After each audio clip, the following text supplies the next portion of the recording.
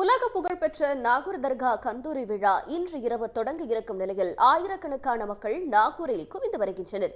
இது பற்றி விவரங்களை தருவதற்காக செய்தியாளர் சகாதேவன் இணைகிறார். சகாதேவன், தற்போது இதற்காக அங்கு செய்யப்பட்டிருக்கும் ஏற்பாடுகள் என்னென்ன, எவ்வளவு பேர் அந்த இடத்திற்கு இதற்காக வருகை தந்திருக்கிறார்கள், கூடுதல் விவரங்களை சொல்லுங்க. நாகப்பட்டினம் மாவட்டம் நாகூரில் இருக்கக்கூடிய உலக புகழ்பெற்ற ஆண்டவர் தர்காவானது இந்தியாவில் உள்ள இஸ்லாமியர்களுடைய ஒரு முக்கிய வழிபாட்டு தலமாக பார்க்கப்பட்டு வருகிறது.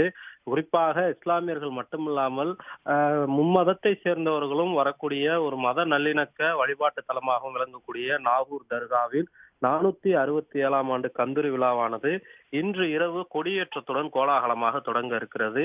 குறிப்பாக இந்த கொடியேற்ற நிகழ்ச்சியில் கலந்து கொள்வதற்காக தமிழகம் மட்டுமல்லாமல் ஆந்திரா, கர்நாடகா, கேரளா உள்ளிட்ட வெளிமாநிலங்களை சேர்ந்த ஏராளமான பக்தர்கள் காலையிலிருந்தே சிறப்பு ரயில்கள், சிறப்பு பேருந்துகள் மூலமாக நாகூர் தர்காவில் குவிந்து வருகிறார்கள். பக்தர்களுடைய வருகையின் காரணமாக நாகூர் தர்கா, அலங்கார வாசல், கால்மாட்டு வாசல் உள்ளிட்ட பல்வேறு பகுதிகளுடைய அந்த பக்தர்களுடைய வருகையானது அதிகரித்து வருகிறது.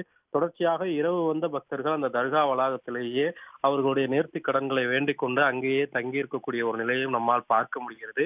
இன்று இரவு கொடியேற்ற நிகழ்ச்சி தொடங்க இருந்தாலும் தமிழக அரசு சார்பாக 45 கிலோ சந்தன கட்டைகளானது வழங்கப்பட்டு வருகின்ற 23ஆம் தேதி நாகையிலிருந்து சந்தனக்கூடு ஊர்வலமும், அதே போல 24ஆம் தேதி அதிகாலை நாகூர் ஆண்டவர் சமாதிக்கு சந்தன பூசும் வைபவமும் நடைபெற இருக்கிறது.